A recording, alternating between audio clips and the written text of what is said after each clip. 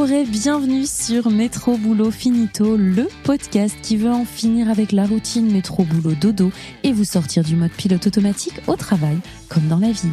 Dans ce podcast, on parlera efficacité, bien-être, management, santé mentale, mais aussi vision du travail de demain. Je m'appelle Marline et je vous aide à booster votre quotidien sans vous épuiser. J'espère que vous êtes en forme parce que c'est parti pour un nouvel épisode.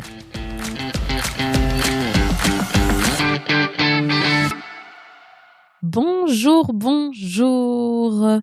Je sais pas vous, mais moi aujourd'hui j'avais envie de parler d'un truc pour ce début d'année, c'est cette fatigue des réseaux sociaux. Est-ce que je suis la seule à ressentir cette espèce de saturation totale au niveau des réseaux sociaux entre la peur de manquer une information ou de pas avoir le bon truc au bon moment, entre les algorithmes qu'on ne comprend plus décidément, entre pour ceux d'entre vous qui sont créateurs de contenu et qui du coup doivent publier sur les réseaux, cette espèce d'injonction à la fréquence des publications, la rétention, la qualité du contenu, faire plus, toujours plus, etc. Bref, est-ce qu'on n'est pas un peu fatigué et saturé de tous ces réseaux ? Aujourd'hui, j'avais envie de mettre en lumière deux petits phénomènes qui nous touchent par rapport aux réseaux sociaux. Qu'on soit créateur de contenu ou consommateur de ce contenu, finalement, je pense que c'est deux phénomènes qui nous touchent de la même manière et qui affectent notre fatigue cognitive. Le premier, c'est ce fameux truc d'infobésité dont je vous ai déjà parlé sur le podcast. Je vous mettrai d'ailleurs en lien de cet épisode-ci le lien vers l'épisode sur l'infobésité si vous voulez avoir un peu un contenu plus détaillé sur ce que c'est. Mais entre les vidéos, les carousels, les lives, les reels, les posts, les pubs, les trucs en tous sens avec tout ce qu'on nous dit qu'il faut faire, qu'il faut voir, qu'il faut lire, qu'il faut comprendre, etc., etc. Tout ça, en fait, c'est une information de fou et on est constamment pris dans cette espèce de spirale d'informations avec toutes ces publications qui sont là tous les jours et qui alimentent notre feed. Et forcément, là, l'infobésité, on en parle et on en parle souvent. Là, on est en plein dedans. Et je sais pas si c'est quelque chose que je suis la seule à ressentir, mais j'ai l'impression que là, c'est de pire en pire. je ressens de plus en plus cette espèce d'infobésité, de saturation, d'informations dans tous les sens, où tout le monde essaye de publier, d'être visible, d'exister en fait sur les réseaux, et où en même temps, paradoxalement, il y a une espèce de saturation, d'avoir toujours plus de contenu justement, et de se dire mais en fait là, ça devient trop. Je vous parle quand même assez souvent de cette fameuse infobésité et de cette saturation informationnelle. Alors moi, j'aime bien de dire saturation informationnelle parce que elle comprend tout ce qui parvient à notre cerveau par nos 5 sens, donc que ce soit l'info visuelle, l'info qu'on va toucher, l'info qu'on va sentir, etc. Donc c'est vraiment tout ce qu'il y a dans notre environnement. Tout ça, notre cerveau doit le traiter et donc ça va induire une fatigue cognitive parce que plus je lui fais traiter d'informations, plus ça va le surcharger. D'où l'importance de désencombrer vos espaces de travail. Je pense que ça aussi, je le dis assez souvent. Mais ici, il y a vraiment cette infobésité sur les réseaux de saturation de vidéos, de contenus en fait, qui sont mis un peu dans tous les sens et où on a de plus en plus, je sais pas vous, mais moi j'ai l'impression aussi d'avoir de plus en plus de publicité et donc d'être coupé dans ce que je regarde de plus en plus par de la publicité aussi.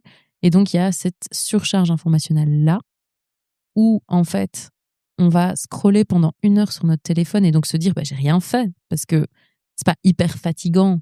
En tout cas, on pense que c'est pas hyper fatigant de scroller sur son téléphone.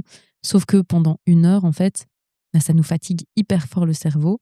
Et donc, c'est normal qu'après 1 heure de scroll, on se sente hyper fatigué.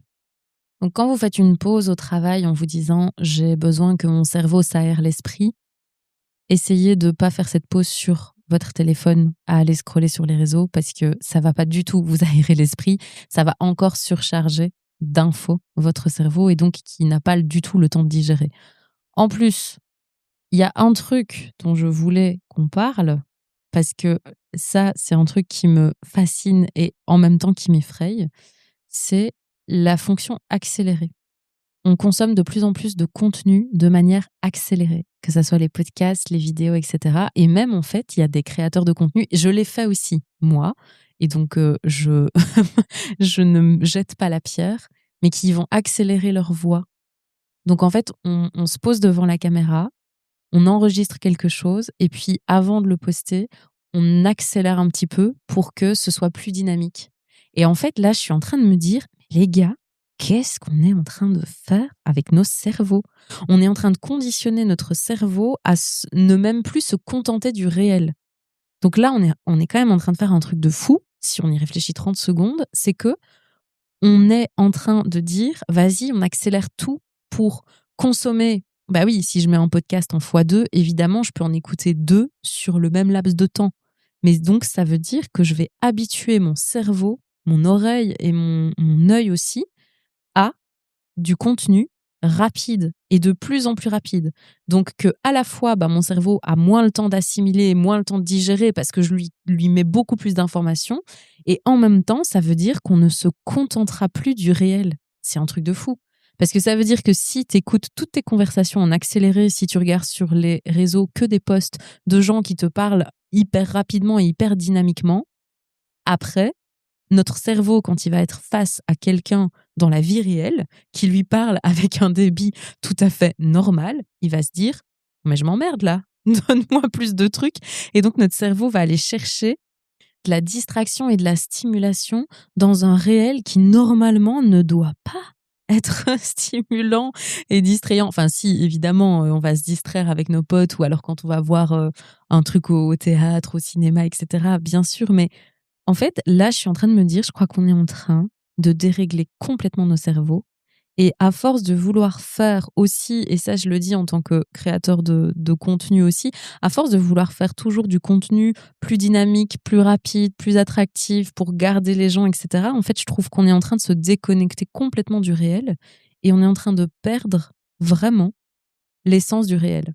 On est en train de créer un monde qui va encore plus vite sur les réseaux, qui demande encore plus d'injonctions à la performance, d'injonctions à faire toujours mieux, faire toujours plus vite. Et ça, je crois que c'est quelque chose qui non seulement est hyper fatigant pour nos cerveaux, mais qui du coup nous déconnecte encore plus de la réalité et qui provoque encore plus de troubles de l'attention parce qu'on manque dans le réel de surstimulation alors que le réel n'est pas fait pour nous surstimuler. Et je crois foncièrement qu'on a plus que jamais besoin de se reconnecter au réel. En fait, on dit souvent on a besoin de ralentir, mais je pense pas qu'on a vraiment besoin de ralentir parce que, en fait, si on va dans la nature, si on se greffe au bruit des vagues, si on se greffe au mouvement des feuilles, si on se greffe à une balade dans la nature, en fait, on ralentit pas. On est juste en train de se reconnecter au réel et à la vie qui va à un rythme tout à fait normal. Je pense que le besoin de ralentir, c'est pas un besoin en fait de ralentir notre vie, c'est juste de reconnecter notre vie au réel. Parce que ce qui nous pousse à ne pas ralentir, ce qui nous pousse à accélérer constamment, c'est ce monde virtuel qui nous en demande toujours plus, où on peut accélérer les choses et où on est du coup de plus en plus déconnecté avec le rythme naturel de nos vies. Je crois que c'est ça en fait. C'est peut-être pas tant ralentir, mais c'est plutôt se reconnecter au réel. Je pense que c'est de ça qu'on manque aujourd'hui et où là je me dis c'est de pire en pire sur les réseaux. Je sais pas ce que vous en pensez, mais n'hésitez pas à me dire en commentaire ou à m'envoyer un message pour qu'on en discute parce que je trouve que ça c'est un vrai truc que j'ai remarqué et qui me préoccupe beaucoup cette année, je vous avoue, ce truc de on est en train de tout accélérer et je crois que ça va complètement péter nos cerveaux aussi sur notre manière de fonctionner. Parce qu'à force de nous en demander toujours plus, à un moment donné, nos cerveaux ils saturent et c'est hyper normal aussi. Ce besoin d'accélérer les choses, il vient de 2 grands facteurs, cette infobésité dont je vous parlais juste avant, mais aussi ce fameux FOMO, cette peur de manquer quelque chose. Parce qu'effectivement, on a envie de tout regarder. Quand tu es utilisateur, tu as envie de tout regarder, de tout consommer. Et quand tu publies, bah, tu as aussi envie de poster au bon moment, à la bonne heure, le truc le plus pro possible, le plus engageant possible. Et en même temps, tu vas passer des heures à scroller pour voir aussi ce que les autres font, pour voir comment tu pourrais faire mieux, copier sans copier, mais en même temps, faire quand même quelque chose qui est cohérent avec ce que les autres font, faire des montages à tout va, etc. Enfin bref, en fait, cette peur de manquer quelque chose combinée à cette infobésité de il y a de plus en plus de contenu et donc on est de plus en plus surchargé, forcément nous induit à courir dans cette espèce de truc d'accélération où j'ai envie de tout consommer plus vite et plus intensément. mais où finalement on pense qu'on consomme mieux parce qu'on consomme plus, mais en fait non. En consommant plus, on consomme plus du tout bien parce qu'on se rappelle même pas de ce qu'on a vu. On n'assimile plus les informations, on perd en qualité en termes de mémoire, on perd en qualité en termes d'attention aussi. Et d'ailleurs, par rapport à ça, je vous inviterai à lire les travaux de Fabien Olicard qui parle beaucoup d'attention, de mémorisation, etc. dans ses ouvrages. Tous ses ouvrages sont vraiment très très cool. Donc si vous voulez vraiment avoir des infos un peu scientifiques et hyper concrètes sur ce que je suis en train de vous dire, je pense que les livres de Fabien sont hyper pertinents pour ça. Mais je crois qu'il y a vraiment ce truc de cette injonction à tout savoir, à tout vivre, à tout consommer nous fait complètement nous perdre. Et je pense qu'il y a un truc qu'on a oublié. C'est un peu la réflexion que je me suis fait en regardant un petit peu tous les reels qui sont en train de passer ces derniers temps sur les réseaux. En fait, je vois plein de reels qui sont hyper bien faits, avec un hook, hyper bien monté. Tu as des petites animations sur les textes, etc. Et en fait, je me suis dit, mais en fait, on s'oublie, j'ai l'impression. On oublie de parler simplement, de parler avec le cœur, de parler de ce qui nous fait vraiment vibrer. C'est très bien de faire des beaux visuels, des beaux montages, de parler vite sur les réseaux, d'avoir un truc un peu dynamique, d'avoir un hook, de jouer, de faire un peu l'acteur derrière ton écran et tout. Mais je me dis finalement, ça nous déconnecte complètement du réel et je crois que on manque de ça. Je pense que là, ce qui manque aujourd'hui sur les réseaux, c'est des gens qui parlent juste avec le cœur, qui ont envie de faire rire ou transmettre un message ou susciter un débat, questionner sur quelque chose, mais pas pour faire quelque chose, mais juste pour dire vrai, pour parler de ce qui nous fait vraiment vibrer, pour échanger, pour reconnecter ensemble.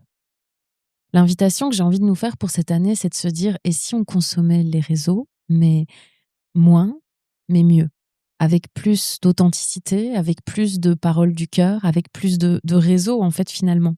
En se disant pas, si je suis un créateur de contenu, je dois poster tout le temps, je dois faire attention aux algos, je dois pas louper une certaine trends, il faut publier à telle heure, à tel moment, avec un montage, avec un hook, avec un chic, avec un tchac.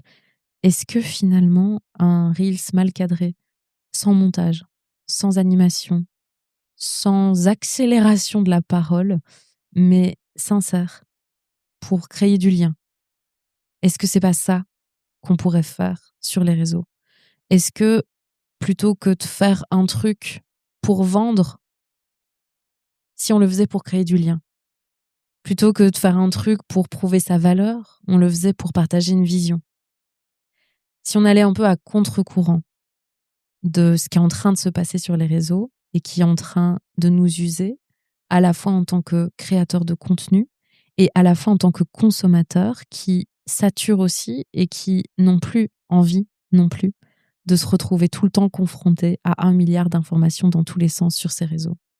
D'ailleurs, fin 2025, il y a une étude qui a été menée par GWI et qui a été repartagée un petit peu partout, qui montrait qu'en fait, entre 2022 et 2024, il y a une baisse de 10% de l'utilisation et du temps passé sur les réseaux sociaux. Et donc, pour la première fois depuis des années, on est en train d'assister à une diminution du temps passé sur les réseaux, notamment chez les plus jeunes aussi. Ce qui, je pense, est assez indicateur d'une saturation et d'une fatigue cognitive un peu globale et mondiale, et où on se dit, OK, les réseaux, c'est cool, mais là, on est en train de s'y perdre, de s'en déconnecter du réel, d'amener aussi plein de troubles hyper anxiogènes, notamment pour les jeunes, en termes de cyberharcèlement, en termes de confiance en soi, etc. Il y a énormément d'études qui montrent que les effets sont délétères à plein de niveaux, et pas qu'au niveau de notre fatigue cognitive. Et donc là, je me dis, en fait, les réseaux, c'est une pépite parce que ça nous permet de connecter, ça nous permet de rencontrer des gens qu'on n'aurait peut-être jamais rencontrés dans le réel si on n'avait pas ces réseaux. Ça nous permet d'échanger des idées, ça nous permet de débattre. Mais aujourd'hui, on est arrivé à un point où ça nous déconnecte plus de la réalité que ça ne crée du lien.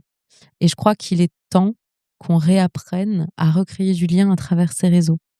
Donc, je vais vous inviter à vous poser une question à l'issue de cet épisode. C'est de se dire, tiens, si vous êtes créateur de contenu, c'est de vous dire, si je publiais pas avec stratégie, méthode, contrainte, des algorithmes, machin, etc., mais juste si je m'écoutais et que je publiais avec le cœur, qu'est-ce que j'aurais envie de dire? Et est-ce que je ferais ce post-là ou est-ce que finalement ce post-là n'existerait pas si c'était pas pour les algorithmes? Donc là, je vous inviterais à vous demander, tiens, comment je peux communiquer de manière plus vraie, plus authentique et plus avec le cœur et de me sentir moins obligée de le faire, mais de le faire juste parce que ça m'anime et parce que j'ai envie de partager quelque chose. Et si vous n'êtes pas créateur de contenu, mais que vous consommez le contenu sur les réseaux, parce qu'on le consomme tous, ce serait de se dire, tiens, je vais vous inviter à vous poser la question, et si je consommais différemment? C'est-à-dire peut-être m'abonner peut-être à moins de profils, être moins tout le temps à scroller à la recherche de mon petit shot de dopamine, mais peut-être engager plus. Me connecter plus avec les contenus qui me font vraiment réagir et qui m'animent vraiment. Commenter, interagir, débattre. Vraiment, en fait, créer du lien avec ces contenus qui me font du bien et peut-être juste me concentrer sur ces contenus-là plutôt que de vouloir chercher à voir 1 milliard de trucs et à me connecter dans tous les sens ou à juste consommer de manière silencieuse. Là, je pense que cette invitation à recréer du lien de part et d'autre en tant que créateur de contenu et en tant que consommateur de ce contenu, je crois que c'est quelque chose qui va être important pour notre année 2026 et j'espère qu'on va réussir à le faire. Cet épisode, c'est, je pense, une invitation en toute modestie à repenser notre manière de consommer les réseaux. Pas de disparaître et de faire une détox digitale complète, mais de se dire, tiens, comment est-ce qu'on pourrait consommer différemment ces réseaux pour recréer du lien finalement et pour revenir à cette base de c'est un réseau social. Alors, est-ce qu'on pourrait pas le faire redevenir un peu plus social? Ça, c'est ma question pour vous aujourd'hui. Et par contre, si vous vous dites, je suis accro au réseau et j'ai besoin de déconnecter parce que là, j'y passe trop de temps, là, je peux vous donner une vraie petite astuce, c'est de lire le livre de Catherine Price. Je pense que j'en ai déjà parlé plein de fois au micro de ce podcast, mais je ne peux que le recommander encore et encore. Son ouvrage Lâche ton téléphone, qui je trouve est hyper bien parce que dans une première partie, va un petit peu vous sensibiliser à justement l'usage des algorithmes, comment sont construits les réseaux sociaux pour nous faire rester dessus, pour prendre notre temps d'attention, comment est-ce que on fait de la récompense aléatoire pour créer des shots de dopamine, nous donner envie de rester, etc. Donc c'est hyper bien foutu pour vous expliquer un petit peu comment ça happe votre cerveau et comment ça va hacker aussi un petit peu votre cerveau et vos comportements en se basant sur des procédés comportementaux qui ont été étudiés et analysés. Donc il y a un truc très très scientifique derrière et je trouve que ce bouquin, cette première partie est trop chouette pour ça. Et la deuxième partie, alors c'est vraiment un truc hyper concret de détox digital en 30 jours avec chaque jour une petite étape à faire pour apprendre à déconnecter des réseaux sociaux. La première étape que vous pouvez faire, si c'est pas déjà fait, je l'ai répété, je pense, un nombre incalculable de fois aussi au micro de ce podcast, mais c'est de désactiver les notifications. Vous verrez que vous allez déjà récupérer une sensation de pouvoir et de contrôle par rapport à votre téléphone si vous le faites. Mais vraiment, ce livre, je trouve qu'il est hyper bien fait. Donc, je vous mettrai aussi le lien en description de cet épisode si jamais ça vous intéresse. Comme ça, vous aurez toutes les infos pour le retrouver. Je ne peux que le recommander. J'espère que cet épisode vous aura donné envie de consommer les réseaux différemment et de, si vous êtes un créateur de contenu, peut-être repenser aussi une manière de créer différente. Moi, je suis convaincue qu'on a tous des trucs hyper importants à dire et que c'est hyper fondamental de continuer à utiliser les réseaux pour le dire. Mais je pense qu'il est temps qu'on arrête de se convaincre qu'il faut parler fort pour le dire.